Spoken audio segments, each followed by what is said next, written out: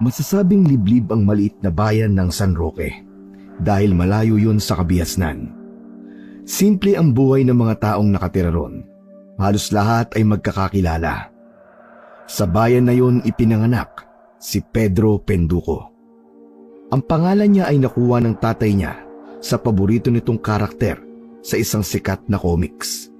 Dahil siya ang panganay sa kanilang magkakapatid, ay sa kanya yun ipinangalan ng kanyang ama. May kalayuan ang eskwelahan mula sa San Roque. Kinakailangan tumawid ni Pedro ng ilog at maglakad ng ilang kilometro bago makarating sa eskwelahan. Mula elementarya hanggang makapasok siya ng high school, ay ganon ang ginagawa niya upang makapag-aral.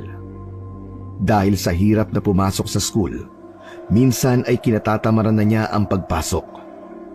Ngunit nagbago ang lahat nang maging kaibigan niya ang isang lalaking estudyante na si Renan. Mula si Renan sa ibang paaralan at lumipat ito sa school kung saan nag-aaral si Pedro. Renan, Biyernes nga pala ngayon ah. Punta tayo sa gubat. Manguli tayo ng gagamba. Sige, sasama ako sa'yo. Tapos maligo na rin tayo sa ilog pagkatapos nun. Okay, pero wag tayo magpapagabi ah. Alam mo naman, ang sabi, may aswang daw na gumagala. Mamaya, makasalubong pa natin yun eh. Yari tayong dalawa. Parang aswang lang eh. Saka wala naman sila rito sa San Roque. Sa ibang bayan yung balita na yan tungkol sa mga aswang. Kahit na, baka may maligaw dito sa atin eh. Mabuti na nag-iingat tayong dalawa. Nang panahon na yon, ay umiikot na ang kwento sa mga karatig lugar ng San Roque tungkol sa mga aswang na nambibiktima ng mga tao sa gabi. Kaya kahit paano ay may takot si Pedro na magpaabot ng dilim sa labas. Sa maikling panahon ay naging matalik na magkaibigan sina Pedro at Renan. Hanggang sa noong nasa 3 taon na sila ng high school, ay isang malungkot na balita ang ipinaalam ni Renan kay Pedro. Aalis na pala kami sa bahay namin, Pedro. Lilipat na rin ako ng school sa susunod na buwan. Ha? Seryoso ba yan? Bigla-bigla naman yata. Kahit nga ako nagulat sa desisyon ng tatay at nanay ko eh. Wala naman ako magagawa kundi ang sumunod sa kanila. Kung ganon, magkakahiwalay na pala tayo. Pero hindi bale, kapag may oras ka, dalawin mo lang ako sa bahay namin ha. Alam mo naman kung saan ako nakatire. Nang umalis na si Renan sa San Roque, ay nalungkot ng gusto si Pedro dahil hindi niya na nakasama ang nag-iisa niyang kaibigan. Hanggang sa nakapagtapos na siya ng pag-aaral sa high school at magkaroon na siya ng trabaho sa bayan sa isang internet shop, ay hindi na sila nagkita pa ni Renan. Hindi na ito nagkaroon ng oras para dalawin siya sa bahay nila. Ngunit kahit maraming taon na ang lumilipas, ay hindi pa rin nakalimutan ni Pedro ang naging pagkakaibigan nilang dalawa ni Renan.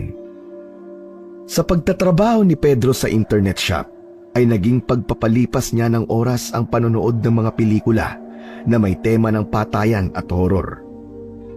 Hindi niya alam pero nag-e-enjoy siya sa panonood ng ganon, hanggang sa may napanood siyang isang pelikula tungkol sa isang pumapatay ng tao at kinokolektahan ng taong yon ang puso ng mga nagiging biktima niya, na parang nagsisilbing palatandaan kung ilang tao na ang napapatay nito. Sa mga panahon na yon ay umiikot na ang kwento-kwento sa San Roque na nasa lugar na nila ang mga aswang dahil sa ilang insidente na sinasabing umaatake ang mga ito roon. Isang gabi, late nang nakauwi si Pedro dahil sa dami ng tao sa internet shop. O anak, gabing-gabi ka na umuwi ah. Hindi ka ba natatakot sa gumagalang mga aswang dito sa atin? Yung buntis na anak ni Aling Carmen, muntik nang madali ng aswang noong nakaraang gabi. Marami po kasing tao ngayon sa internet shop, tatay eh. Saka, okay naman ako nakauwi. Wala naman po kayong dapat na ipag-alala sa akin. Kahit na. Alam mo, dapat magbaon ka palagi ng asin. Ang sabi, maganda raw yung pantaboy sa mga aswang. Kumbaga pangontra. Sige po, bukas po magbabaon po ako ng asin. Hindi na kinontra pa ni Pedro ang sinabi ng tatay niya upang hindi na humaba ang kanilang usapan. Gusto na kasi niyang matulog para makapagpahinga. Ngunit bago siya matulog ay pinuntahan muna niya ang lola niya sa maliit nitong silid upang kumustahin. Gabi-gabi ay nasanay na si Pedro na kausapin ang kanyang lola. Kinabukasan, habang nasa paradahan ng tricycle si Pedro, ay lumapit sa kanya ang kaibigan niyang si Biboy. Magkaedad lang sila nito. Noong umalis si Renan, ay si Biboy na ang naging kaibigan niya. Pedro, nabalitaan mo ba yung nangyari kagabi? Tungkol ba sa aswang na naman yan? Tumbok mo pare. Paano mo nalaman? Eh yun naman talagang palaging usap-usapan dito sa atin eh. Oo nga, sa bagay. Pero ayun na nga. Iba na raw ang paraan ng pagkilos ng mga aswang ah. Ngayon kumakatok na sila sa mga bahay tapos kapag binuksan mo, naku po, kakainin ka nila. Grabe. Tabad na pala mga aswang ngayon no? Nangangatok na lang sila imbis na nag-aabang ng bibiktimahin sa dilim. Siyempre, nag-e-evolve din ang mga aswang no? Pero teka lang, bakit ba sa tono ng pagsasalita mo parang hindi ka natatakot sa aswang dito sa San Roque ah? Ay basta. Wag lang nilang gagalawin ng kahit isa sa pamilya ko. Wala akong problema. Eh paano kung ako ang ginalaw nila? Magagalit ka ba? May sarili ka namang pamilya. Doon ka magtanong sa kanila ng ganyan. Grabe siya sa akin no? Parang hindi kita kaibigan ah. Nang may dumating ng tricycle ay sumakay na roon si Pedro at nagpaalam na siya kay Biboy. Totoo ang sinabi ni Pedro kay Biboy, hanggat hindi pamilya niya o mga taong malapit sa kanya ang gagalawin ng mga aswang sa lugar nila, ay wala siyang problema. Sa tingin niya ay ligtas sila sa mga gumagalang aswang. Ni minsan ay hindi sumasagi sa isip niya na merong isa sa pamilya niya ang maaaring mapahamak nang dahil sa kagagawan ng kinatatakutang nilalang sa lugar nila. Normal lang araw na yon para kay Pedro. Muli niyang pinanood ang paborito niyang pelikula kahit ilang beses niya na tong napanood. Hindi siya nagsasawa. Talagang humanga siya sa paraan ng serial killer sa pelikula na yon. Maagang natapos ang trabaho ni Pedro dahil kakaunti ang tao sa internet shop. Bago siya sumakay ng tricycle pauwi, ay bumili siya ng 2 siopaw upang ipasalubong sa lola niya. Paborito kasi nun ang siopaw. Nang makarating si Pedro sa kanilang bahay, ay inabot niya sa lola niya ang siopaw at nagpasalamat naman ito sa kanya. Ngunit may napansin siya sa kanyang lola. Lola, ayos lang po ba kayo? Bakit parang antamlay niyo po ngayon? Walang kamalay-malay si Pedro na nakatayo ang tatay niya sa pinto ng kwarto ng lola niya. Nako, kaninang tanghali biglang nilagnat yan. Palagi kasi yung nasa likod ng bahay eh. Baka nabati yan ng kung anong elemento ron. Ang dami pa namang puno sa likod ng bahay natin. Eh lola, uminom na po ba kayo ng gamot? Oo, pinainom ko na. Kaya lang walang epekto sa kanya eh. Gusto ko nga dalhin kay Tatang Goryo at para malaman kung ano ba talaga ang dahilan ng lagnat niya pero ayaw niya eh. Si Tatang Goryo ay kilalang albularyo at manghuhula sa lugar nila. Dahil sa malayo ang ospital sa lugar na yon, ay si Tatang Goryo ang takbuhan ng mga tao kapag may sakit. Lalo na yung mga naghihinala na kaya sila may sakit ay dahil sa mga duwende, kapre, engkanto o kung ano-ano pang elemento. Nanguhula rin si Tatang Goryo pero hindi naniniwala si Pedro sa hula. Mas bilib pa siya sa kakayahan ni Tatang Goryo bilang manggagamot dahil marami na talaga yung napagaling. Kinausap ni Pedro ang kanyang lola. Kinumbinsi niya ito na pumunta na kay Tatang Goryo. Mabilis na napapayag ni Pedro ang lola niya, ngunit sa isang kondisyon. Dapat daw ay samahan niya ito. Sige lola, ako po ang sasama sa inyo kay Tatang Goryo. Pero okay lang po ba na ngayong gabi tayo magpunta sa kanya? May pasok po kasi ako bukas eh. Alam niyo naman po na gabi lang ako nandito sa atin. Pumayag naman ang lola ni Pedro. Naglakad na silang dalawa papunta sa bahay ni Tatang Goryo. Medyo nasa dulo na yon ng lugar nila, kaya medyo natagalan sila na makapunta ron. Humatok si Pedro sa isang maliit na kubo at agad silang pinagbuksan ng matandang albularyo. Aba, Pedro! Anong kailangan nyo? Gabing-gabi na. Ang OA nyo naman po, Tatang Goryo. 8:00 pa lang po ng gabi. Ito po kasing si Lola nilalagnat. Ang hinala po ni Tatay nabati po ng elemento sa likod ng bahay namin. Agad silang pinatuloy ni Tatang Goryo at inihanda na nito ang mga gamit nito sa panggagamot. Pinulsuan nito ang lola ni Pedro at pinausukan gamit ang iba't ibang batong nalulusaw. Nang may dabuong korte sa mga bato ng dahil sa apoy, ay masusi yung tiningnan ni Tatang Goryo. Inilapit ni Tatang Goryo ang natunaw na bato kay Pedro. Nakikita mo ba ito, Pedro? Opo. Alam mo ba kung ano ito? Siyempre po, bato. Yaski kang bata ka, hindi lang ibig ko sabihin. Pilosopo ka. Tingnan mo kung anong hugis ang nangyari sa bato. Tapos sabihin mo sa akin kung anong hugis ang nakikita mo. Tatang, kaya nga po kami nagpunta dito sa inyo para malaman namin kung bakit may lagnat si Lola at ano ang dapat gawin. Tapos tignan nyo, bakit ganito parang may exam pa pala dito na dapat sagutin? Ikaw naman masyado kang KJ. Parang nga meron kang partisipasyon eh. Pero sige, sasabihin ko kung ano nakabati sa lola mo. Isang duwending puti, nakatira sa isang punso sa likod ng bahay nyo. Natutuwa lang siya sa lola mo. Yun lang. Natutuwa pero binigyan niya ng lagnat? Anong klase yun? Hindi talaga natin maiiwasan ng mga elemento. Pero madali lang to. Mag-alay lang kayo sa punso ng prutas at gagaling na ang lola nyo. May itinapal na dahon na nilagyan ng langis si Tatang Goryo sa noo ng lola ni Pedro. Para raw yun sa pagbaba ng lagnat nito. Hindi naniningil ng eksaktong bayad si Tatang Goryo. Ayos na rito kahit magkano ang ibibigay na nagpapagamot dito. Minsan kahit bigas, prutas, gulay o isda ay ayos na dito.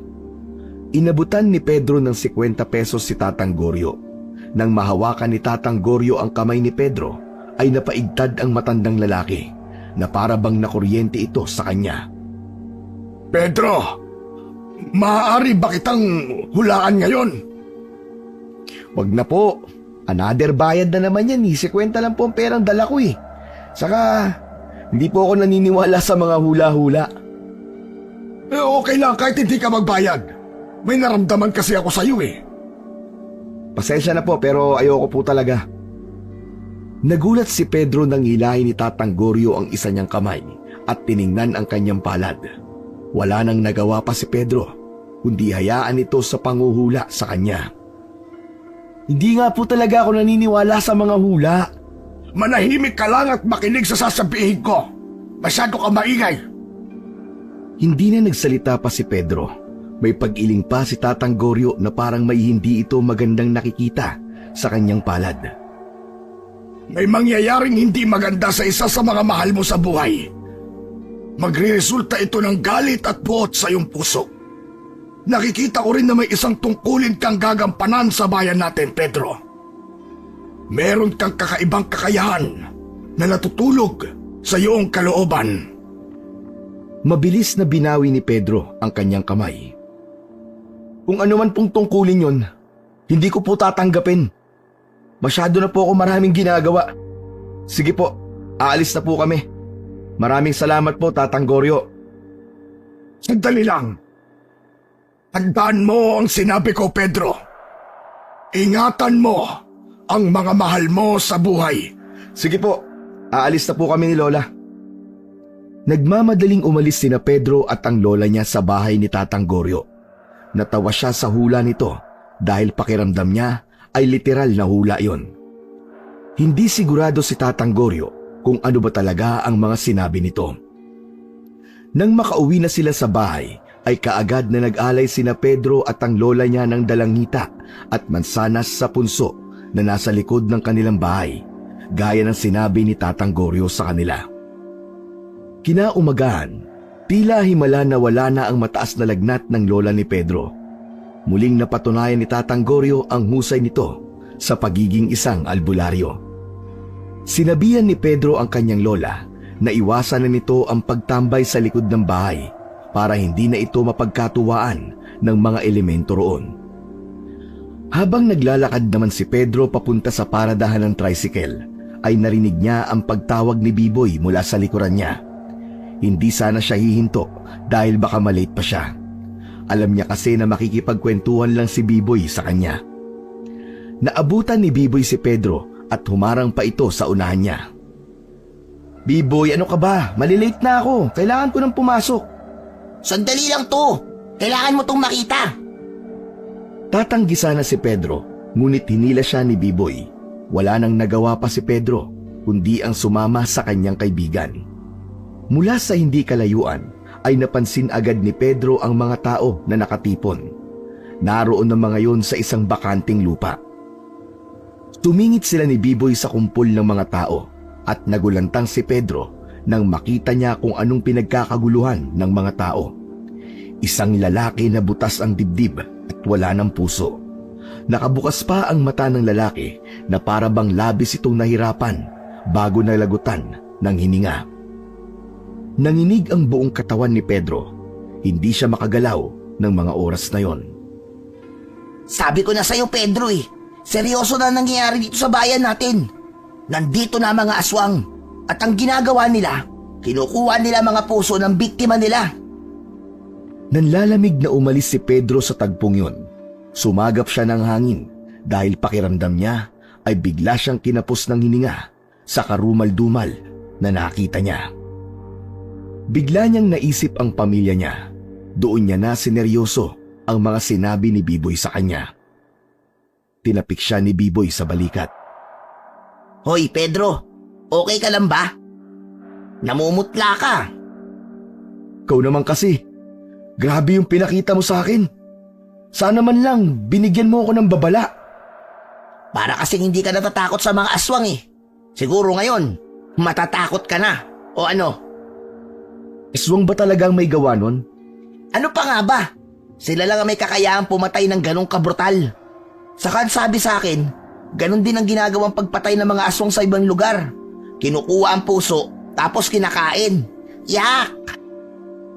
Hanggang sa pagdating sa internet shop, ay tila wala pa rin si Pedro sa kanyang sarili. Hindi maalis sa isip niya ang imahe ng lalaking biktima ng aswang na nakita niya noong umaga. Nang makauwi siya sa bahay nila, ay sinabihan niya agad ang buong pamilya niya na wag nang lalabas kapag madilim na. Mas mabuti na ang mag-ingat sila kaysa sa magsisi sa bandang huli. Ang totoo, kalat na dito sa lugar natin ang pagsalakay ng mga aswang tuwing gabi. Kaya nagkaroon na dito ng curfew Kanina lang sinabi ni Kapitan, kapag alas 7 na ng gabi ay bawal na ang tao sa labas. Mabuti naman po tumaksyon kagad si Kapitan. Mas mabuti na pong may curfew na rito habang hindi pa po nawawala ang mga aswang na yun. Paano ka anak? Minsan alas 8 ka na umuwi, di ba? Ipapaliwanag ko po sa boss ko ang sitwasyon dito. Siguro naman po maiintindihan niya ako kung bakit kailangan ko pong umuwi ng maaga. Lola, huwag ka na pong lalabas tuwing gabi Ang dalas niyo pa naman pong tumambay sa labas kapag gabi. Nang makausap ni Pedro ang boss niya sa trabaho, ay sinabi niya rito ang nangyayari sa lugar nila. Naunawaan naman ito ang sitwasyon niya, kaya pumayag ito na matatapos na ang trabaho niya tuwing alas 6 ng gabi upang makauwi siya ng maaga sa kanila. Yun nga lang, inadjust ang oras ng simula ng trabaho niya. Mas pinaaga yun. Wala namang problema yung kay Pedro. Mas nais na niya na gumising ng maaga kaysa umuwi siya ng gabing-gabi. Simula noon ay nagkaroon na ng takot ang mga tao sa bayan na yon. Maging ang pamilya ni Pedro ay maagang nagsasarado ng mga pinto at bintana. Nakaugalian na rin nila ang maglagay ng asin at bawang sa may pinto dahil ayon sa mga narinig nila ay paraan yun upang hindi makalapit ang aswang sa bahay nila. Palaging ipinagdadasal ni Pedro ang kaligtasan ng pamilya niya bago siya matulog. Kagaya ng gabing yun, bago siya humiga ay nanalangin muna siya. Sa tabi ng lola niya siya natutulog simula na magkaroon ng curfew. Yun ay upang mabantayan niya ang kanyang lola dahil hindi pa rin ito napipigilan ang sarili na lumabas tuwing gabi. Lalo na kapag tulog na silang lahat. Alas 4 ng umaga nang magising si Pedro. Pagpihit niya sa higaan ay kinabahan siya dahil wala na sa tabi niya ang kanyang lola. Hindi yun ang oras ng gising ng lola niya, kaya nagtaka siya. Mabilis na napabalikwas ng bangon si Pedro. Lumabas siya ng kwarto at nanlamig siya dahil nakaawang ang pinto papunta sa likod ng kanilang bahay. Tumakbo siya palabas doon at hindi siya nakagalaw nang makita niya sa labas ng bahay ang duguang katawan ng kanyang lola. Butas ang dibdib nito at wala na ang puso. Tatay! Tatay, dali si Lola! Bilisan niyo! Palahaw ni Pedro. Humahangos na napatakbo ang tatay ni Pedro at maging ito ay napasigaw nang makita ang katawan ng lola ni Pedro. Tumakbo ang tatay ni Pedro sa walang buhay na katawan ng lola niya at niyakap yun. Hindi magawang malapitan ni Pedro ang lola niya. Hindi niya ito kayang makita ng malapitan dahil sa kalunos-lunos nitong itsura. Malinaw sa kanilang lahat na isang aswang ang pumatay sa lola ni Pedro. Isang gabi lamang na ibinurol ang katawan nito at agad itong inilibing. Tapos na ang libing, ngunit hindi pa rin umaalis si Pedro sa tabi ng puntod ng kanyang lola. Walang patid ang kanyang pagluha. Maya-maya pa ay tumabi na sa kanya si Biboy at tinapik siya sa likod. Pedro, tara na. Sobrang init. Nabibilad ka na rito. Kasalanan ko kung bakit namatay si Lola. Kung nagising lang sana ako nung bumangon siya para lumabas ng bahay. Wala sana siya ngayon dyan sa kinalalagyan niya. Hindi ko lubos maisip ang hirap at sakit na dinanas ni Lola habang pinapatay siya ng walang iyang aswang na yun. Wala kang kasalanan sa nangyari. Kahit lumabas ang lola mo ng gabi, kung walang aswang, hindi siya mamamatay. Wisit kasing mga aswang na yun eh. Walang pinipiling biktima. Matanda, bata, babae, lalaki. Lahat, pinapatay nila. Biglang sumiryoso si Pedro. Napagtanto niya na tama si Biboy. Kung walang aswang sa lugar nila, malamang ay kasama pa niya ang kanyang lola. Hanggang sa naalala niya ang hula ni Tatang Goryo. Sa tingin ni Pedro ay nagkatotoo ang hula nito sa kanya na may isa sa mga mahal niya sa buhay ang mapapahamak. Nang sandaling yun ay tila naniwala na siya sa kakayahan ni Tatang Goryo sa panghuhula. Naalala niya rin ang hula ng matanda na meron daw siyang gagampanang tungkulin sa kanilang bayan. Tumayo agad si Pedro ng sandaling yun at pinunasan ang kanyang luha. Sumunod na rin si Biboy sa pagtayo. Ay, salamat. Uuwi ka na rin. Hindi pa ako uuwi, Biboy. May pupuntahan ako. Oh, saan naman? Kay Tatang Goryo.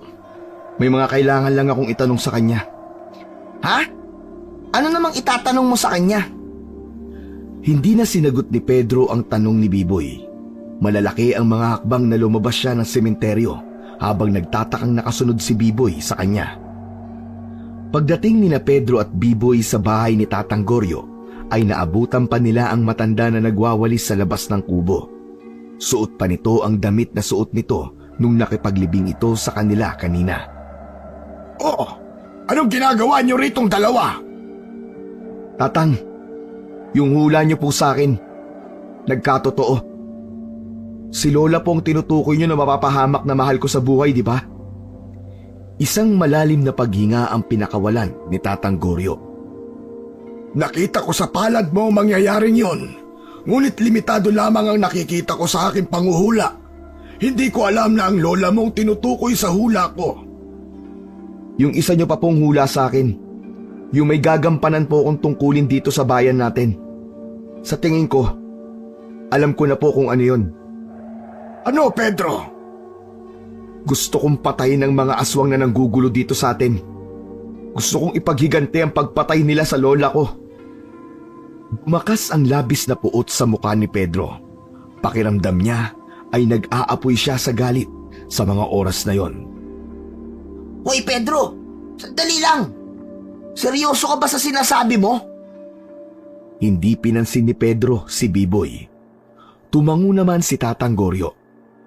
Kung sa tingin mo, Ayan ang nakaguhit sa palad mo. Gawin mo. Ngunit tandaan mo na hindi basta-basta ang pakikipaglaban sa mga aswang. Kailangan ay alam mo ang kahinaan nila. Wala po akong pakialam sa kahinaan nila. Ang gusto ko ay patayin silang lahat hanggang sa maubos sila. Siya, pumasok kayo sa aking kubo at meron akong ipapakita sa inyo. Naunang pumasok si Tatang Goryo at sumunod sila rito. May isang baul na inilabas ang matanda at binuksan yon. Isang napakalumang photo album ang inabot nito kay Pedro. Puno na yon ng alikabok.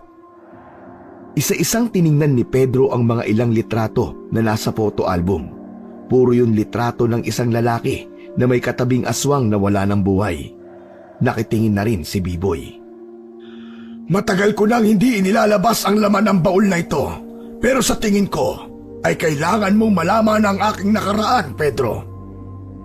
Ito pong lalaki sa mga picture. Kayo po ito, Tatang? Oo, tama ka. Ako yan at ang mga aswang na napatay ko. Nagpapakuha ko ng mga litrato kasi yan ang parang magsisilbing tropeyo ko. Wow! In fairness, may itsura pala kayo ng kabataan nyo, Tatang Goryo, ha? Hindi halata sa itsura nyo ngayon. Talaga? Naging nobya ko nga noon ang lola mo, pero hiniwalayan ko kasi sobrang silosa. Kung ganun po, dati po kayong manunugis ng aswang? Tama ka, Pedro. Manunugis ako bago ako naging albularyo at manghuhula. Doon na nagsimulang magkwento si Tatang Goryo tungkol sa nakaraan nito. Noon ay isang mahusay na manunugis si Tatang Goryo. Marami itong napatay na aswang at ang patunay doon ay ang mga litrato na nasa photo album. Nang makapag-asawa si Tatang Goryo, ay doon na ito huminto sa pagiging manunugis. Nag-focus na lang ito sa panggagamot at panghuhula. Hanggang sa mamatay ang asawa nito at ang isa naman nitong anak ay nakatira na sa syudad, kaya wala na itong kasama sa buhay. May mga inilabas pa si Tatang Goryo mula sa baul. Isang buntot ng pagi, agimat, maliit na aklat at isang kutsilyo na isang dangkal ang haba. May nakaukit na mga simbolo sa hawakan ng kutsilyo at sa mismong talim nun. Ito ang mga ginagamit ko nung manunugis pa ako, Pedro. Itong aklat. Nandito ang dasal para sa agimat. Ang agimat na ito nagbibigay sa akin ng tapang at lakas sa tuwing suot ko to.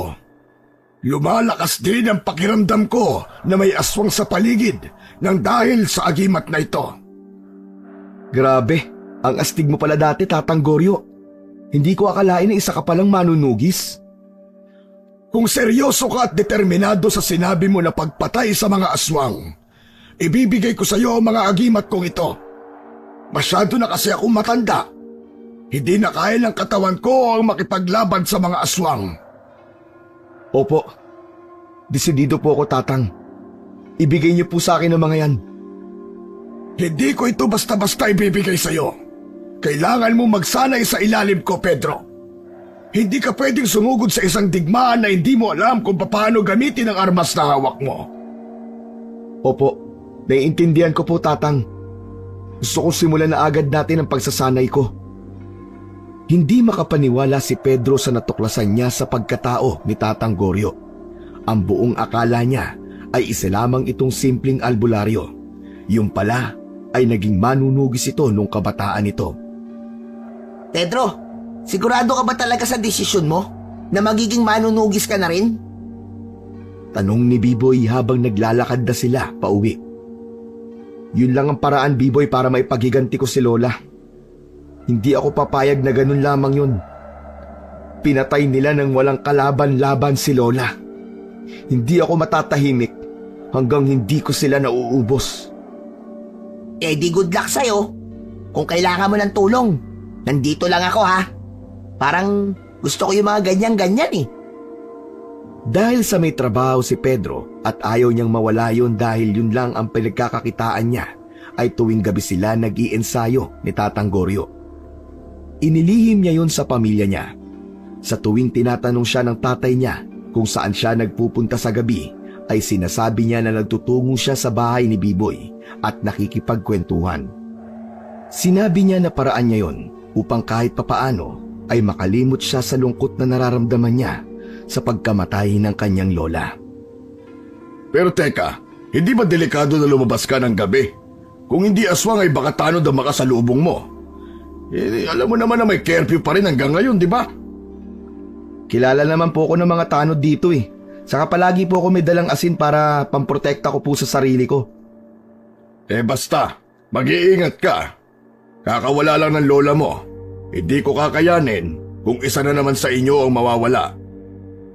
Nung una ay tinuruan ni Tatang Goryo si Pedro sa paggamit ng buntot ng pagi at kutsilyo.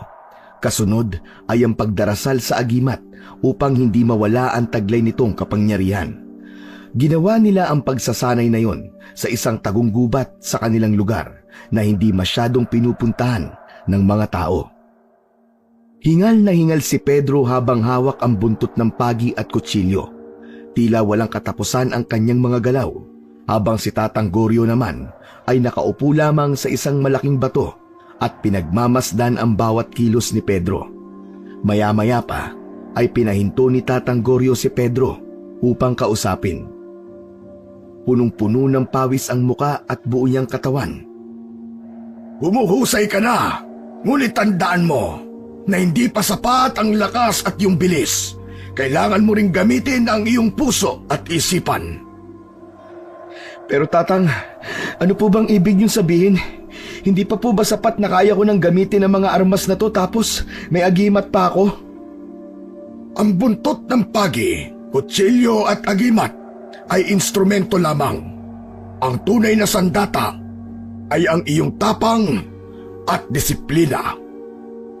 Paano ko po magagamit ng tapang at disiplina laban sa kanila?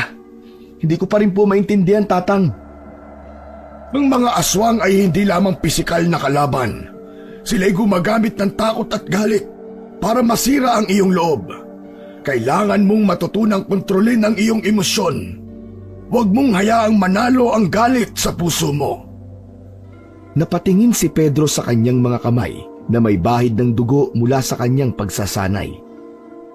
Pero Tatang, paano ko mapipigilan ang galit?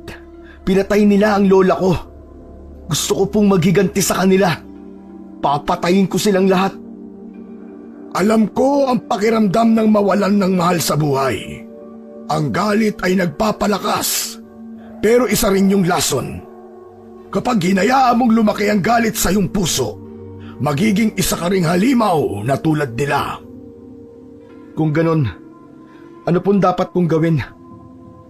Tuwing mararamdaman mo ang galit, huminga ka ng malalim. Isipin mo kung bakit ka lumalaban, hindi para sa paghiganti, kundi para sa kapayapaan at proteksyon ng bayan.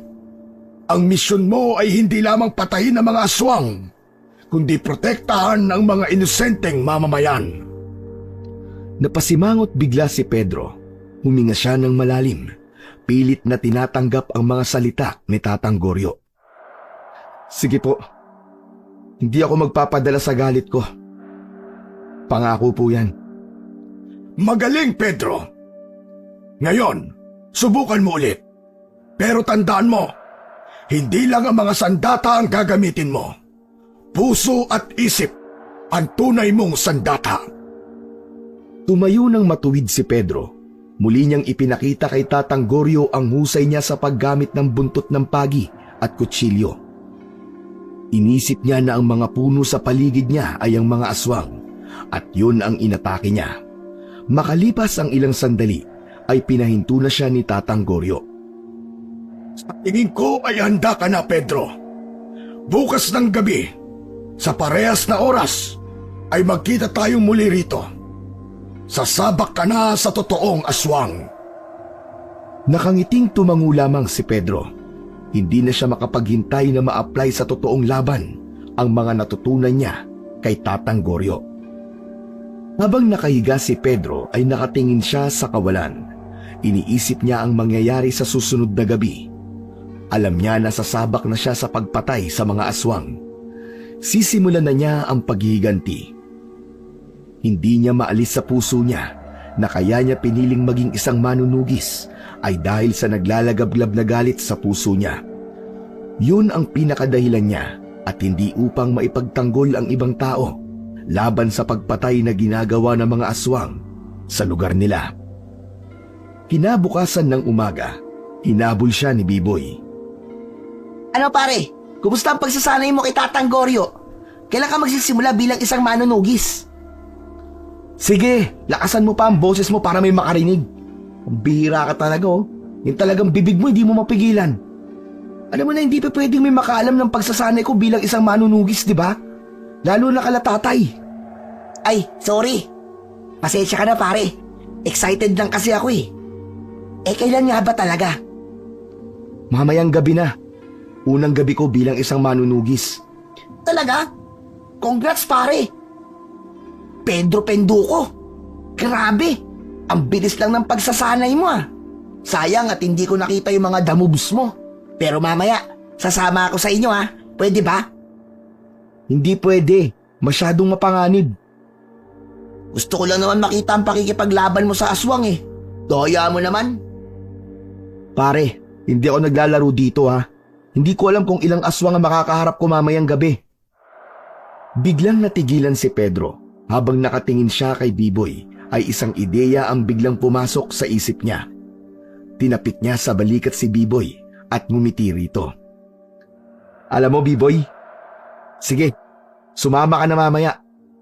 8:00 ng gabi sa bahay ni Tatang Goryo. Doon tayo magkita. Ayos? Sandali. Bakit parang hindi ko yata gusto yung tingin mo sa akin? May binabala ka bang masama sa akin, pare? Sa tingin mo ba ipapahama kita?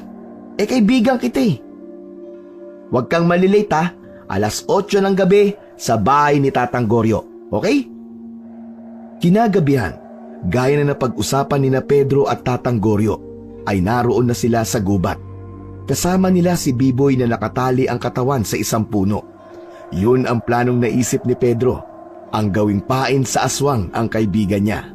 Tutal, nais nitong sumama sa kanya ay mas mabuti na mapakinabangan niya ito.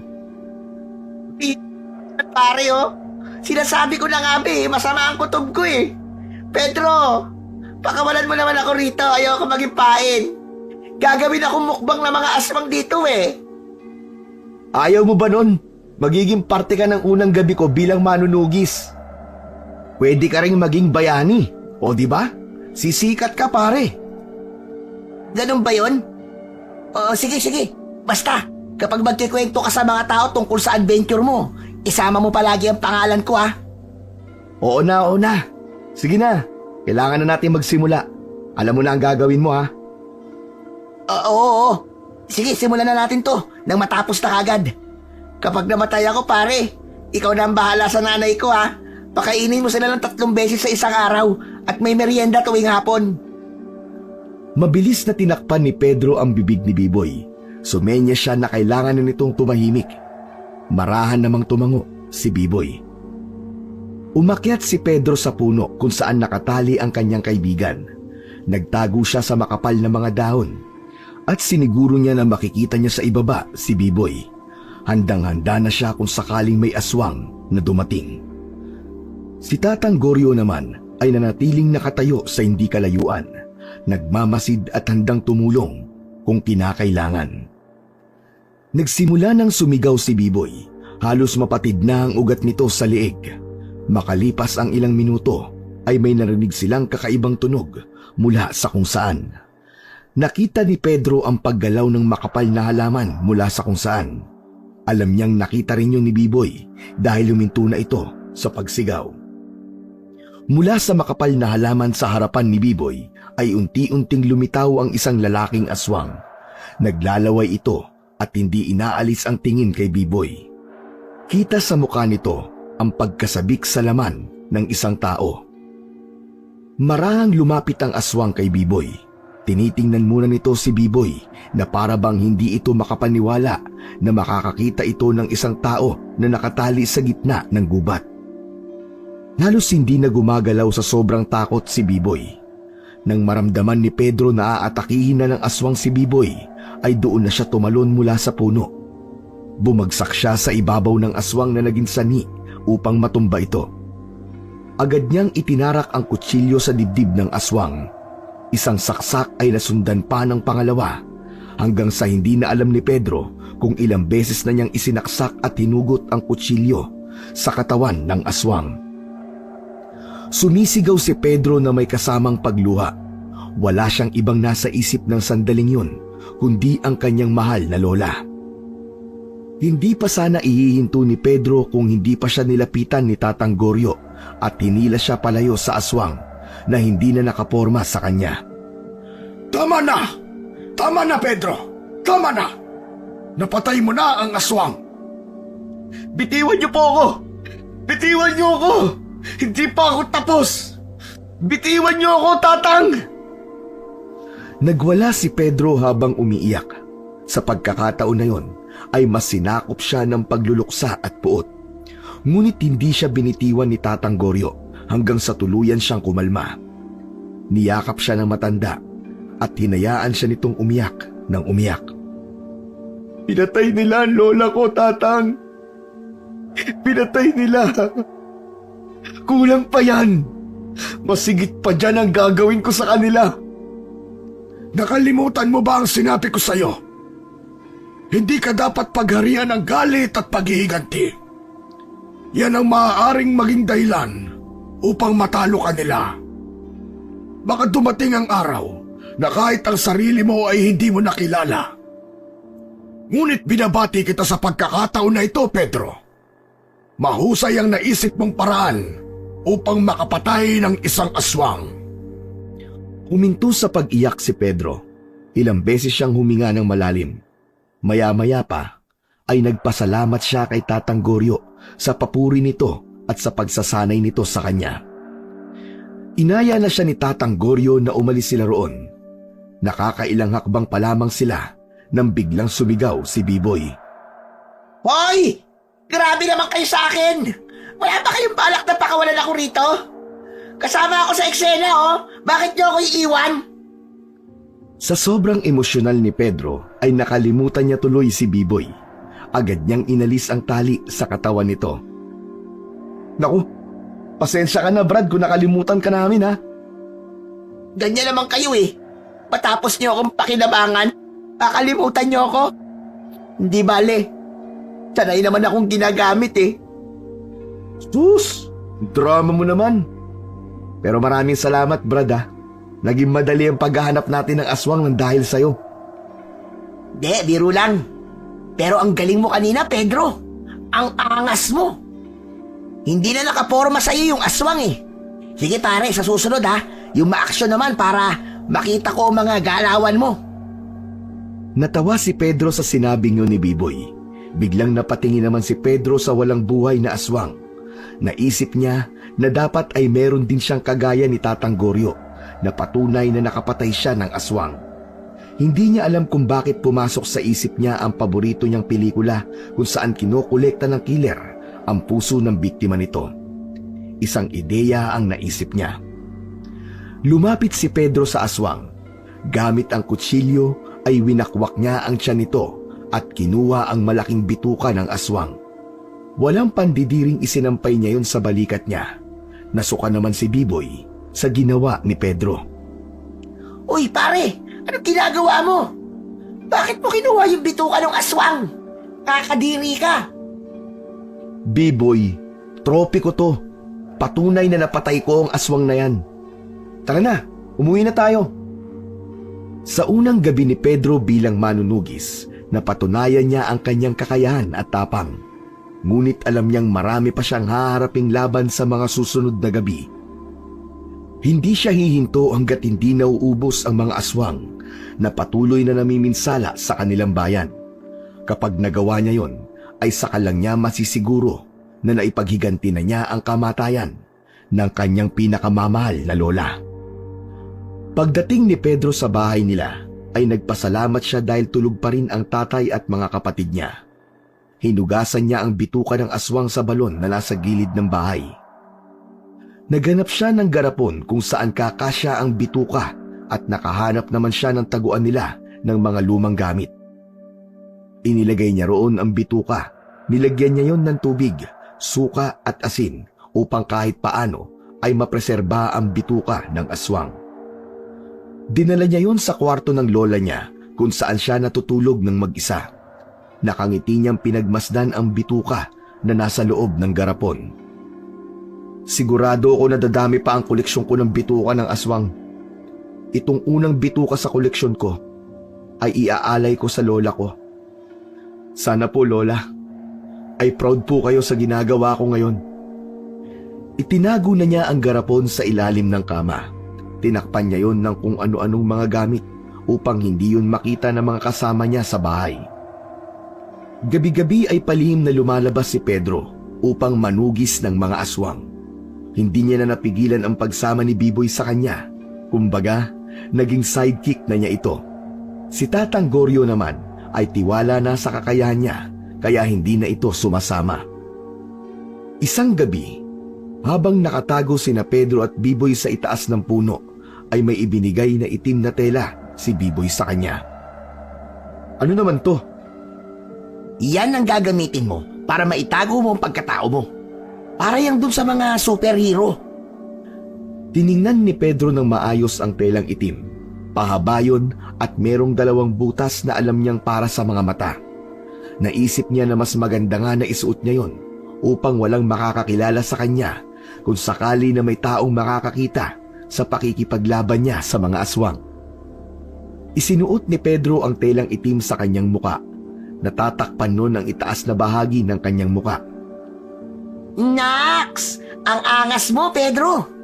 Pero kala mo ikaw lang, ha? Meron din ako. Pula naman ang sakin. Inilabas ni Biboy ang pulang tela at isinuot din ito yon. Pambihira. Parang pamilyar to ah. Para naman tayong Ninja Turtles ito, Biboy. Ninja Turtles? Hayaan mo na. Ito lang ang kaya kong disguise eh. Matyagang nag-abang sa itaas ng puno ang dalawa. Makalipas ang ilang sandali, ay may itinuro si Biboy kay Pedro. Pedro, tingnan mo yung kubo na yon. Parang may aninong nakatayo sa pinto. Malakas ang pakiramdam ko. Aswang ang nilalang na yon. Kailangan ko ng kumilos. Sasama ako sa'yo. Wag na. Dito ka na lang sa itaas ng puno. Magmasid ka sa paligid. Kailangan ko nang magbabantay. Baka may biglang dumating na iba pang aswang. Alertuhin mo ko. Ganun ba? Okay, sige.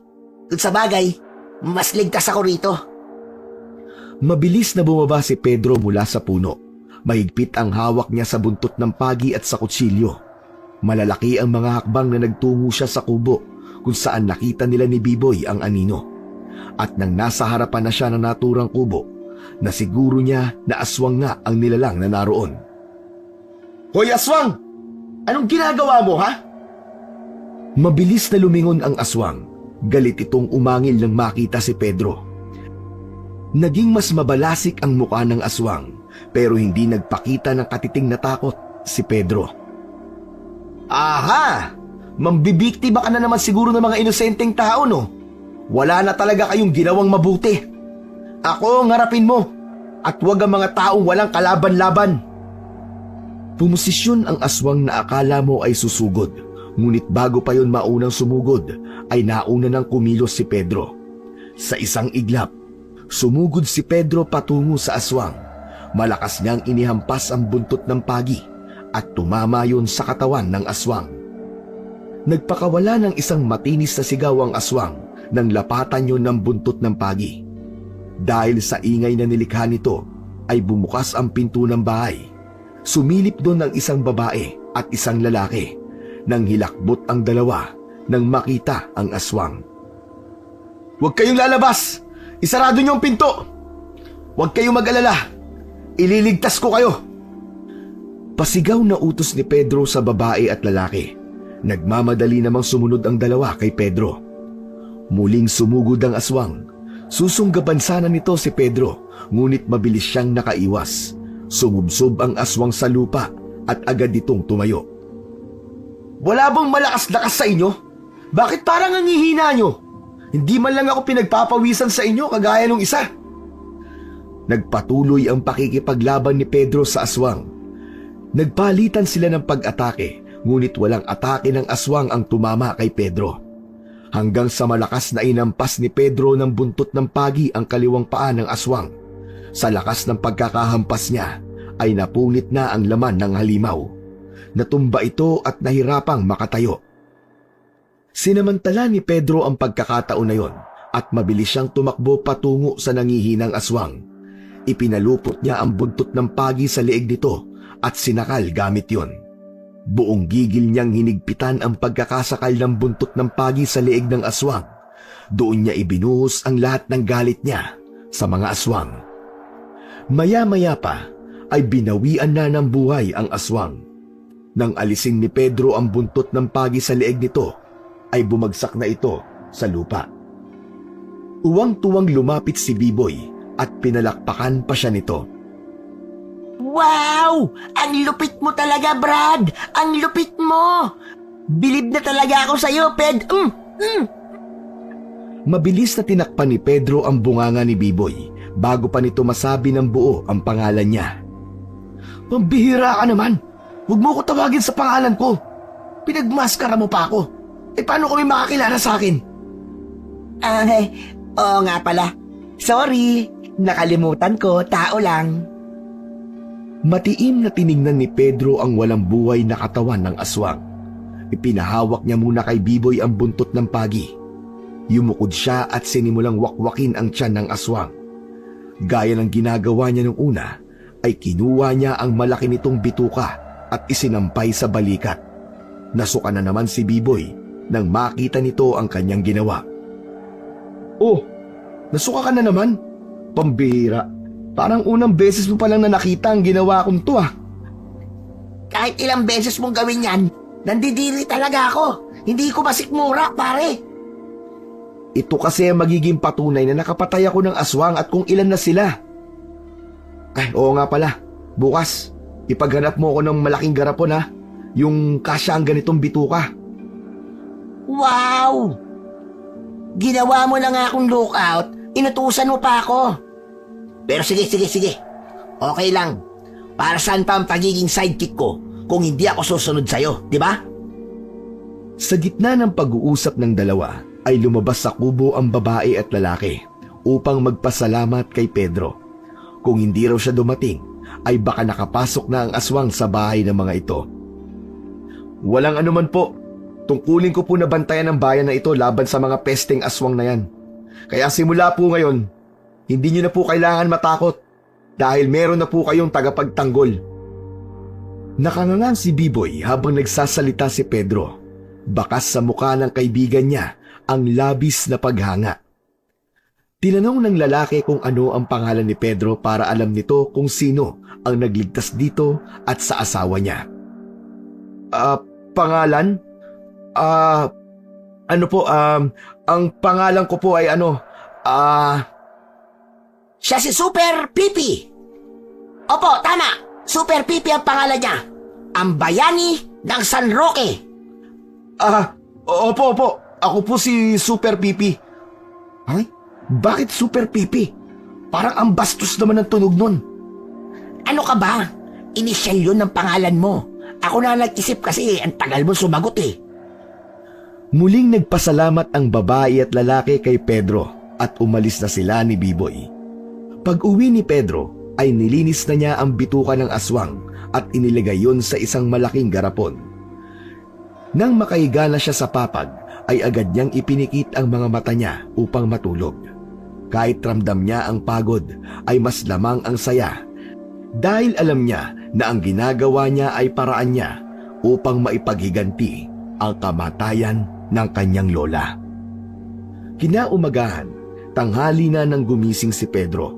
Wala siyang pasok sa internet shop at kapag ganoong araw ay sadyang hindi siya bumabangon kagad. Nag-almusal siya ng mabilis at naisipan niya na magtungo sa kubo ni Tatang Goryo upang bisitahin ang matanda. Nagulat si Pedro nang paglabas niya ay naghihintay na ron sa kanya si Biboy. Excited itong lumapit sa kanya. Papasukin na sana kita kasi ang tagal mong gumising eh. Ang sabi ng tatay mo, tulog ka pa raw. Day off ko kaya hinahabaan ko ang tulog ko. Oh, ano palang ginagawa mo rito? Ngumiti ng malaki si B-Boy. Grabe ka, Super Pipi. Sikat na sikat ka na dito sa San Roque ah. Hoy, ano ka ba? Ang lakas ng boses mo. Kapag may nakarinig sa'yo, kukunin ko rin ang bituka mo. Sige ka. Wow! Hindi naman ako aswang, Pedro. Pero yun na nga.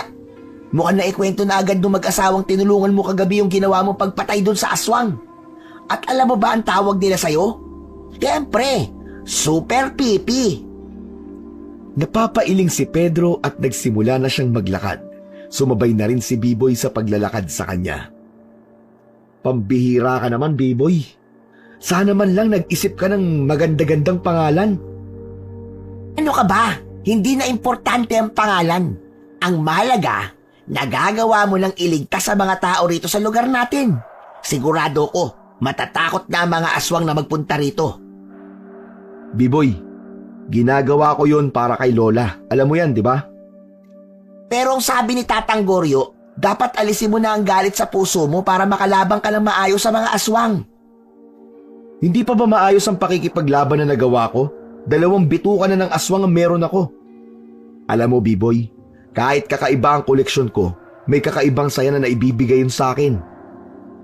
Hindi lang kakaiba, nakakadiri pa. Iyak! Teka, maiba ko. May mga nakuha na nga pala akong malalaking garapon. Humingi ako kay Kuya Paeng, yung may junk shop. May utang kasi yun na kay tatay kaya libre na lang niyang ibinigay sa akin yung mga garapon. Ayos. Salamat, B-Boy ah. Mamaya, kukunin ko sa bahay niyo.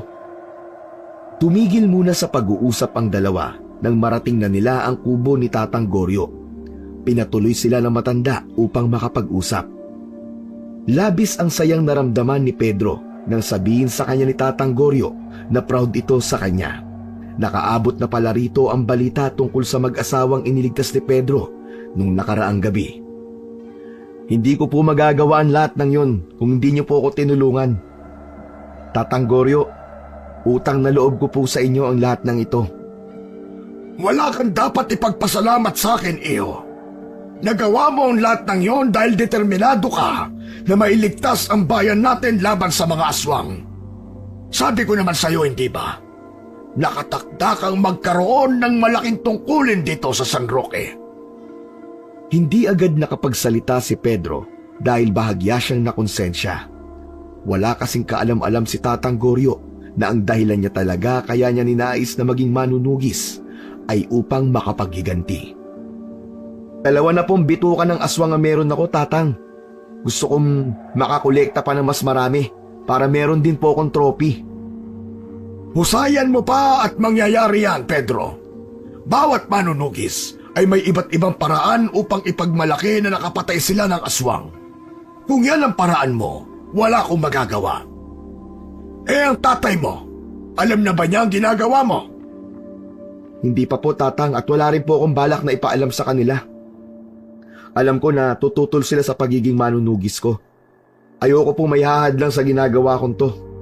Hanggat hindi po ako nakakasiguro na hindi nauubos sa mga aswang dito sa San Roque, ay hindi ako titigil sa pagiging manunugis. Nagpatuloy ang kwentuhan ni na Pedro at Tatang Goryo. Nagkwento si Tatang Goryo ng mga naging karanasan nito nung manunugis pa ito. Mas lalong nagkaroon ng kagustuhan si Pedro na maparami ang koleksyon niya ng bituka ng aswang dahil sa mga kwentong kanyang napakinggan. Nagpatuloy ang paging manunugis ni Pedro gamit ang pangalan na Super Pipi. Hindi niya na nabawi ang pangalan na yon kaya hinayaan na lamang niya.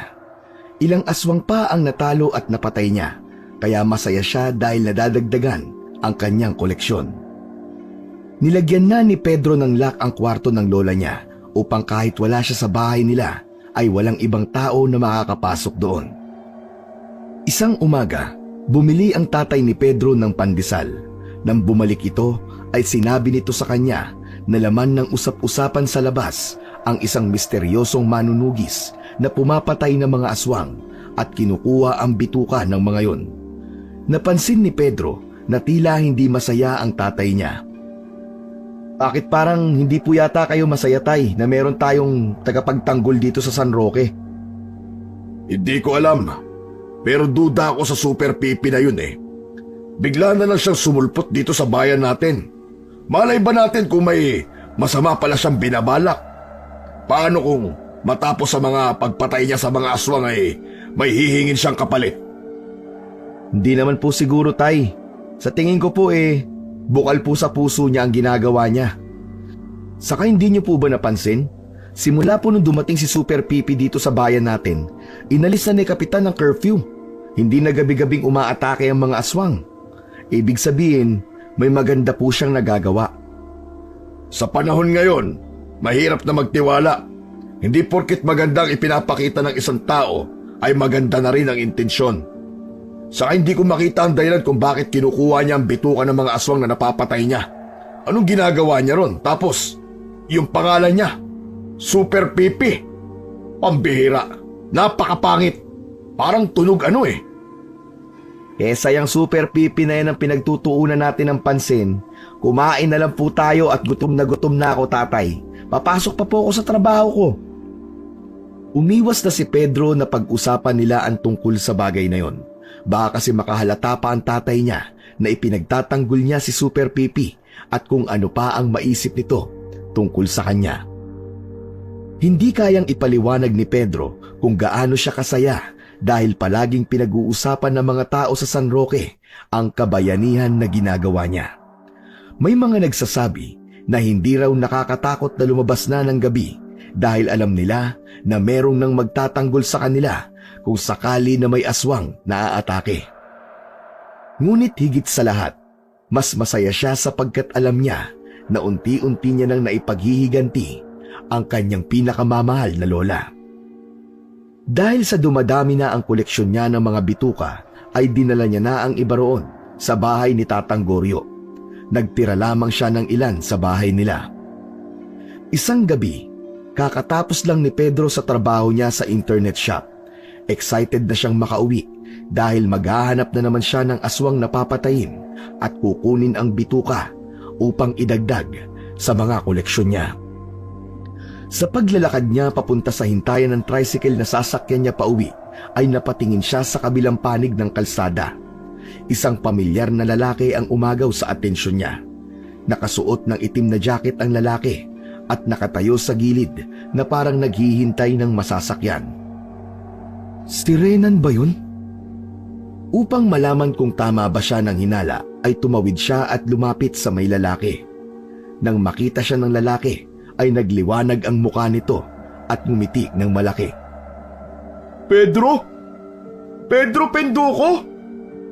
Renan! Nagyakap ang dalawa. Hindi makapaniwala si Pedro na makalipas ang ilang taon ay muli silang magkikita ni Renan sa hindi inaasahang lugar at oras. Nagkumustahan sina Pedro at Renan. Hindi maitago ang kasiyahan sa muka ng dalawang magkaibigan. Anong ginagawa mo rito? Nagbabakasyon ako, Pedro. Masyado na kasi akong tutok sa trabaho Saan dito? Ang totoo, kararating ko lang ulit. Nakita ni Pedro ang isang traveling bag na nasa tabi ni Renan. Naghahanap ako ng matutuluyan, Pedro. Kahit isang buwan lang. Alam mo, doon ka na lang sa bahay para magkasama tayo. Aba, hindi ko tatanggihan yan. Mas makakatipid ako kaysa magbayad ako ng paupahan. Kasama na ni Pedro si Renan nang umuwi siya sa bahay nila. Hindi niya na kailangan ipakilala si Renan sa tatay niya at mga kapatid dahil kilala ng mga ito ang kaibigan niya. Naisipan ni Pedro na doon na lang niya patulugin sa kwarto niya si Renan. Tiwala siya na hindi nito makikita ang mga bituka ng aswang na nasa ilalim ng kanyang papag dahil tinakpan niya yon ng kung ano-anong mga gamit. Matapos maghapunan, ay nagkasundo sina Pedro at Renan na mag-inom.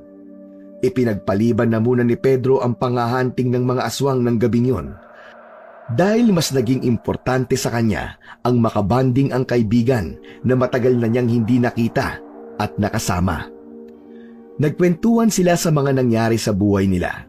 Hindi ipinaalam ni Pedro kay Renan ang pagiging manunugis niya, habang si Renan naman ay sinabi na nagpalipat-lipat ng maraming beses ang pamilya nito. Hindi sinabi ni Renan ang dahilan at nirespeto yon ni Pedro. Ano na pala ang bago dito sa San Roque, pare? Bago? Simula nang umalis ka at bumalik ka rito, ganun pa rin naman. Ang ibig kong sabihin, anong bagong mga pangyayari?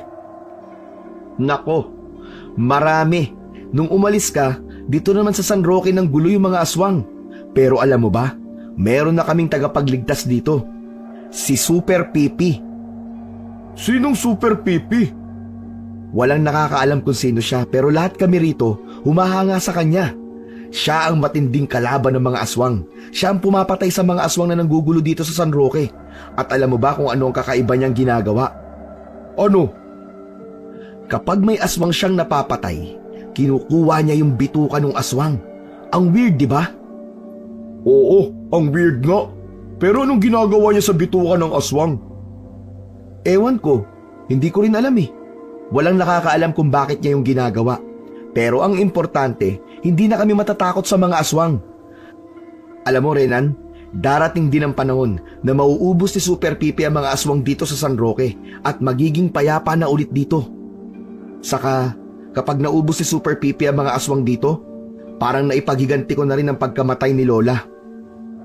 Nag-init ang mga mata ni Pedro. Alam niya na anumang sandali ay maiiyak siya dahil sa pagkakaalala niya sa lola niya. Teka, anong nangyari sa lola mo? Pinatay siya ng aswang. Walang laban ng lola ko, Renan. Pero biniktima pa rin nila. Matanda na si Lola. Kaunti na lang ang taon na makakasama namin siya pero hindi pa nila pinaubaya sa amin. Hindi na napigilan pa ni Pedro ang maluha. Mabilis niyang pinalis ang luwang naglandas sa magkabila niyang pisngi. Pasensya na, napaiyak ako. Ano ka ba? Walang problema. Normal na umiyak kapag malungkot at nasasaktan. Tinapik ni Renan sa likod si Pedro. Iniba na nila ang usapan at nag-focus sila sa masasayang alaala nung nag-aaral pa sila. Nang sumunod na gabi ay magkatabi sina Pedro at Renan sa papag. Hinintay ni Pedro na makatulog ng mahimbing si Renan bago siya tahimik na lumabas. Sa labas niya isinuot ang telang itim. Naglakad-lakad siya at napahinto siya nang tinawag siya ni Biboy. Bakit hindi ka yata lumabas kagabi? May problema ba? Dumating kasi yung kaibigan ko nung high school, si Renan. Sino yun? Akala ko ba ako lang ang kaibigan mo? Nauna ko pang maging kaibigan yon kaysa sayo. Kaya naman pala. Hinintay kita rito pero hindi ka dumating. O ano, kumusta kagabi? May aswang ba? Mukhang wala naman. Siguro natatakot na sila sa'yo. Pero kung hindi sila sasalakay dito, ako ang maghahanap sa kanila. Hindi ako titigil hanggang hindi ko sila napapatay lahat. Nagsimula na maglakad sina Pedro at Biboy sa San Roque. Tinalasan ni Pedro ang pakiramdam niya sa aswang na maaaring nasa paligid lamang. Nang malapit na sila sa dulo ng San Roque kung saan wala ng kabahayan, ay natigilan sina Pedro nang may nakita sila na isang nilalang na papalapit sa kanila. Agad na naramdaman ni Pedro na aswang ang nilalang na yon. Nang ilang di pa na lamang ang layo nun, ay nakumpirma niya na isang ang aswang ang nasa harapan nila ni Biboy. Kakaiba ang itsura ng aswang na yon sa ibang aswang na napatay ni Pedro. Mas makapal ang balahibo nito sa muka at buong katawan. Pulang-pula ang mga mata nun. Sa wakas, nagtagpo rin tayo. Masyado ka lang maraming pinatay sa mga alagad ko. Kung hindi kayo pumapatay at nanggugulo ng mga inosenteng tao, hindi ko papatayin ang mga kauri mo. Siya yata ang pinuno ng mga aswang, pare. Mukhang mas malakas siya kumpara sa ibang aswang. Nako, magtatago muna ako. Ikaw na muna ang bahala sa kanya. Mabilis na tumakbo palayo si Biboy.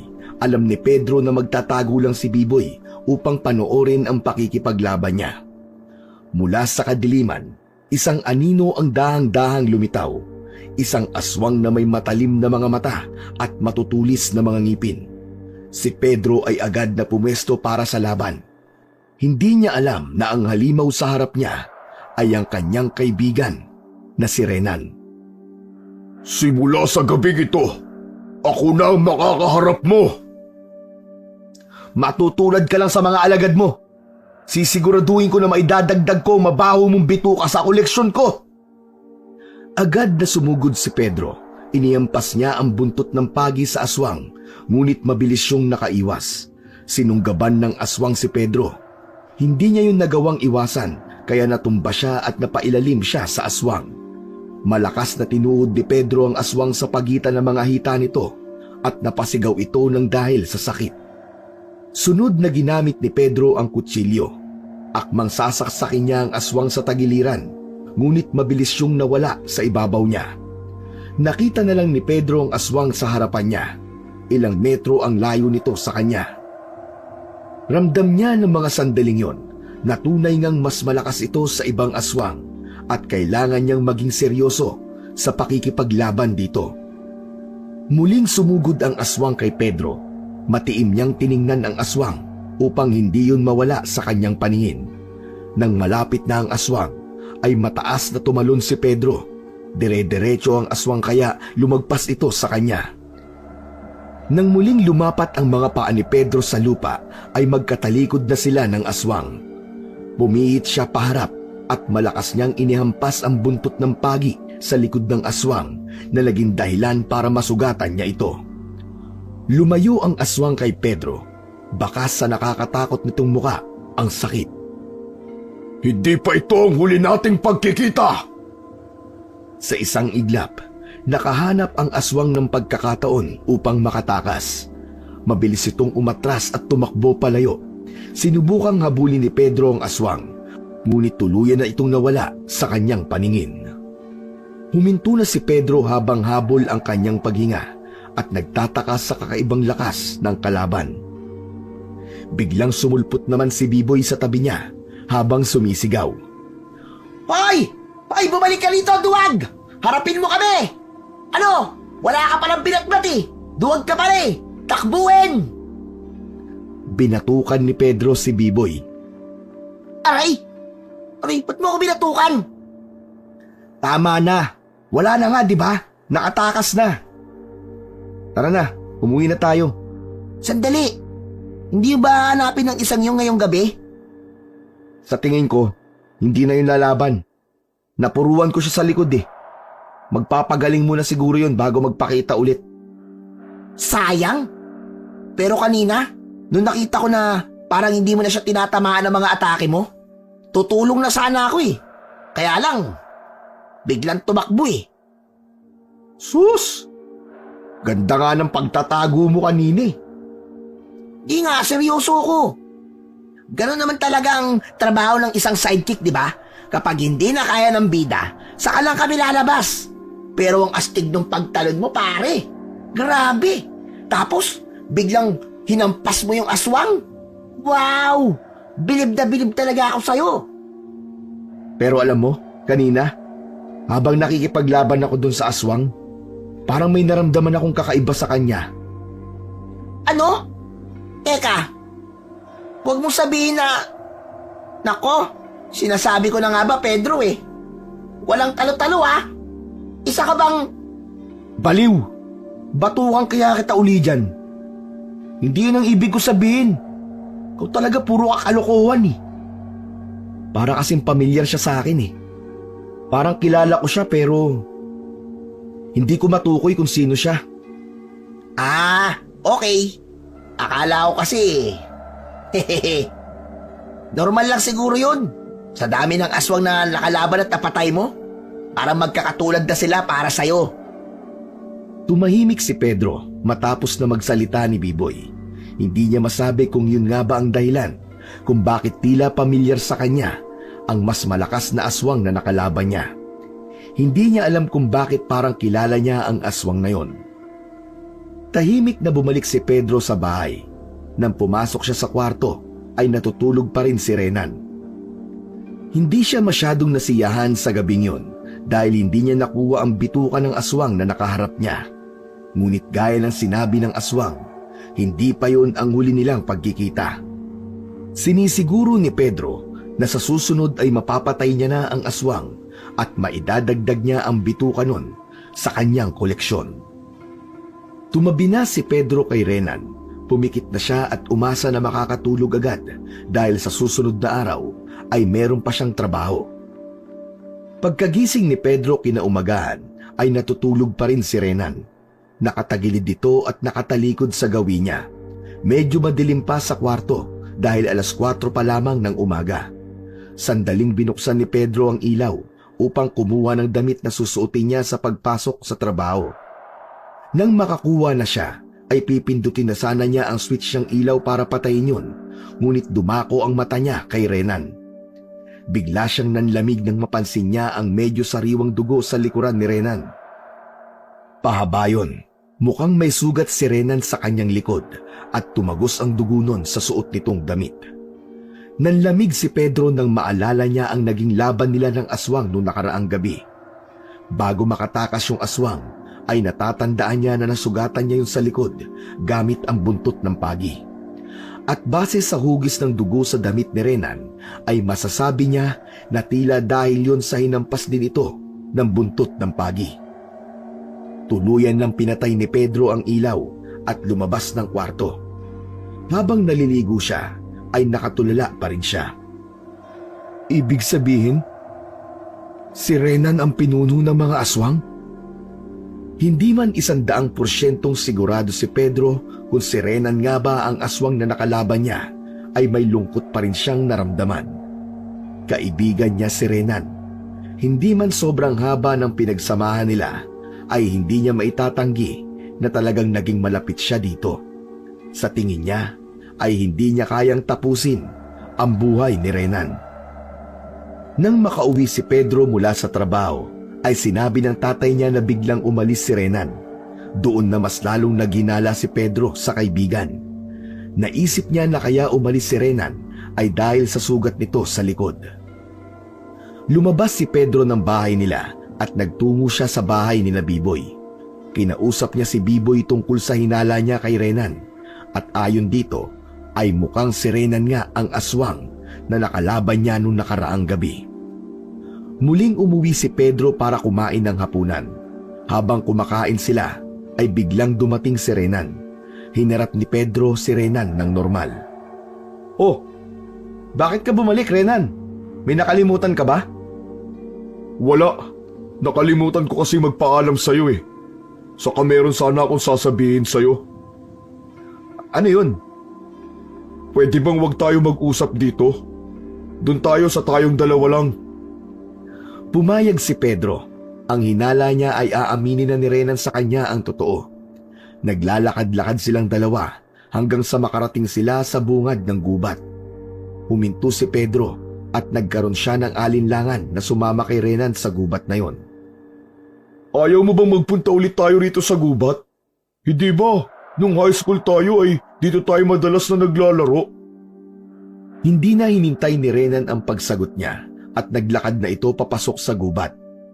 Napilitan si Pedro na sumunod dito. Nasa unahan pa rin ni Pedro si Renan. Halos 2 di pa lang ang layo nito mula sa kanya. Habang naglalakad, ay hinubad ni Renan ang damit nito. Nakita ni Pedro ang pahabang sugat sa likod ni Renan. Huminto na ito sa paglalakad at ganun din naman si Pedro. Alam mo ba kung paano ko nakuha ang sugat na to sa aking likod, Pedro? Nakaharap ko ang sinasabi mong super pipi noong nakaraang gabi. Grabe, napakatalas ng hagupit ng buntot ng pagi niya. Marahang humarap si Renan. Seryoso ang mukha nitong nakatingin sa kanya. Kanina, habang wala ka sa bahay niyo, ay nakita ko mga itinatago mong garapon sa ilalim ng higaan. Doon ko nalaman na ikaw pala ang pumapatay ng mga alagad ko. Ginagawa mong koleksyon ng mga bituka nila. Kung ganon, tama ang hinala ko. Ikaw nga ang aswang na yon. Paano nangyari yun, Renan? Normal ka dati nung nag-aaral pa lamang tayong dalawa. Magaling ako magtago ng totoong ako. Nagpapalipat-lipat kami ng pamilya ko ng tirahan kapag nalalaman namin na napaghihinalaan na ng mga tao na aswang kami. Bumalik ako dito sa San Roque upang patayin ang pumapatay sa mga kauri ko.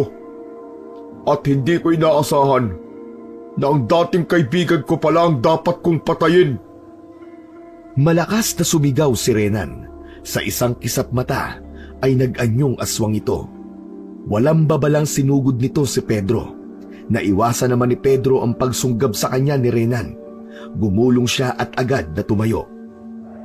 Renan, kahit na aswang ka, hindi dapat tayo umabot sa ganito. Magkaibigan tayong dalawa. At naniwala ka naman sa pagkakaibigan na yon. Kalaban ka ng kauri ko. Ang dapat sa iyo ay mamatay.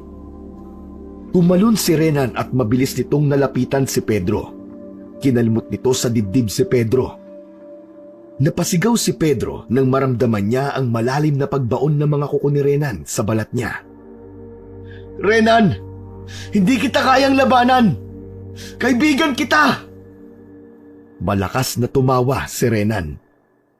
Paano kung sabihin ko sa iyo na ako ang pumatay sa lola mo? Ako ang aswang na kumuha ng puso niya. Kaibigan pa rin ba ang tingin mo sa akin, ha?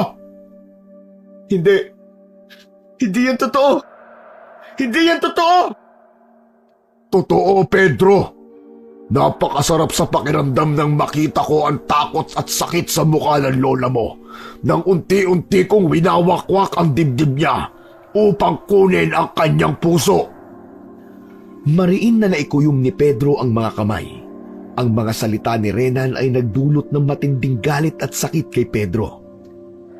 Ang alaala ng kanyang lola na siyang nag-alaga at nagmahal sa kanya ay bumalik sa kanyang isipan. Ang kanyang mga mata ay nagdilim ng dahil sa puot. Kahit wala siyang dalang armas, ay sinugod niya si Renan. Paulit-ulit niya itong sinuntok sa muka, ngunit tila hindi ito nasasaktan sa pag-atake niya. Malakas siyang hinawi ni Renan at tumalsik siya. Tumama ang likod niya sa isang malaking bato. Mula sa kung saan ay narinig ni Pedro ang sigaw ng kaibigan niyang si Biboy. Pedro! Ang mga armas mo! Napatingin si Pedro sa kaliwa at nakita niya roon si Biboy. Inihagis nito sa kanya ang buntot ng pagi at kutsilyo na agad niyang dinampot. Galit na tiningnan ni Renan si Biboy. Tumakbo si Renan papunta kay Biboy. Bago pa malapitan ni Renan si Biboy, ay 2 beses niyang hinampas ng buntot ng pagi ang likod ni Renan, kaya bumalik sa kanya ang atensyon nito. Mabuti at sinabi mo sa akin na ikaw ang pumatay sa lola ko, hayop ka. Binigyan mo lang ako ng dahilan para patayin ka.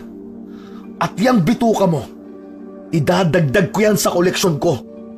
Hindi kita mapapatawad sa ginawa mo. Sa isang iglap, sumugod si Pedro kay Renan. Ang kanyang buntot ng pagi ay humampas sa hangin. Tinatarget ang kanyang dating kaibigan. Ngunit si Renan ay masyadong mabilis. Umaatras at umiwas ito sa bawat atake ni Pedro. Nang mga oras na yon, ay mas naging agresibo pa si Pedro. Bawat hampas ng kanyang buntot ng pagi ay punong-puno yun ng galit. Si Renan naman ay lumalaban gamit ang kanyang malalakas na kuko at matatalim na ngipin. Nagawang sugatan ni Pedro si Renan. Ang buntot ng pagi ay tumama sa dibdib ni Renan at nag-iwan ng malalim na sugat. Ngunit sa halip na umatras, sumugod pa rin si Renan gamit ang natitira nitong lakas upang patayin si Pedro kahit duguan na ito. Ngunit sa isang iglap ay malakas na naitarak ni Pedro ang kutsilyo sa leeg ni Renan bago pa ito tuluyang makagawa ng pag-atake. Nakita niya ang gulat sa mukha ni Renan. Nang nguguti ni Pedro ang kutsilyo, ay sa dibdib naman ni Renan niya yon ibinaon. Para yan sa lola ko at sa lahat ng tao rito sa San Roque! At sa huling pagsaksak ni Pedro, ay tumagos yun sa puso ni Renan. Nagpakawala naman ng malakas na pagsigaw si Renan bago ito tuluyang bumagsak sa lupa nang wala ng buhay. Tumayo si Pedro sa harap ng bangkay ng kanyang dating kaibigan. Lumuhod siya at gamit ang kutsilyo ay winakwak niya ang tiyan ni Renan at kinuha ang malaki nitong bituka. May lungkot sa mata ni Renan habang ginagawa niya yon sapagkat hindi niya akalain na kailangan niya yung gawin sa isang tao na itinuring niyang isang kaibigan. Hindi agad nakalapit si Biboy sa kanya dahil panay na naman ang suka nito. Saka lang ito lumapit nang matapos na ito sa pagsuka at tuwang-tuwa siya nitong niyakap. Hindi makapaniwala si Tatang Goryo nang ikwento ni Pedro rito ang pagpatay niya sa pinuno ng mga aswang na si Renan. Dala pa niya ang garapon kung saan nakalagay ang bituka ni Renan. Pinahanga mo ko, Pedro. Hindi nga ako nagkamali na sanayin ka bilang isang manunugis. Ngayong napatay mo na ang pinuno ng mga aswang, matatahimik na ang buong bayan ng San Roque. Ang totoo po, nung una ay paghihiganti para kay Lola po ang nag-iisa kong dahilan, kaya sinikap ko pong maging isang manunugis. Pero nung makaharap ko na po si Renan, naisip ko po na kung hahayaan ko siyang mabuhay, ay marami pa ang matutulad kay Lola. Masaya ako na nauunawaan mo na ang mga sinabi ko sa iyo noon, Pedro. Maraming salamat po talaga, Tatang Goryo. Nandito rin po ako para ibalik na po ang mga ibinigay niyo sa akin. Napatay ko na po ang pinuno ng aswang. Napatay ko na po si Renan. Tapos na po ang misyon ko dito sa San Roque. Inilapag ni Pedro ang buntot ng pagi, kutsilyo, maliit na aklat at agimat sa lamesa na nasa gitna. Pedro, ang pagiging manunugis ay isang tungkulin na hindi mo maaaring basta-basta bitiwan. Bata ka pa, nagsisimula ka pa lamang. Kung tapos na ang misyon mo dito sa San Roque, maaaring may mangailangan pa rin ng tulong mo sa ibang lugar. Tayo na muna ang mga yan. Pag-isipan mo ng mabuti ang desisyon mo. Tinitigan ni Pedro ang mga bagay na ibabalik niya sana kay Tatang Goryo. Napangiti siya at muling kinuha ang mga yon. Sa tingin ko po, hindi ko na kailangan mag-isip, Tatang Goryo. Maluwag ang dibdib na lumabas si Pedro ng kubo ni Tatang Goryo. Napagtanto niya na hindi natatapos ang paglaban niya sa mga aswang sa San Roque. Nararamdaman niya na hindi pa roon natatapos ang pangungulekta niya ng bituka ng mga aswang.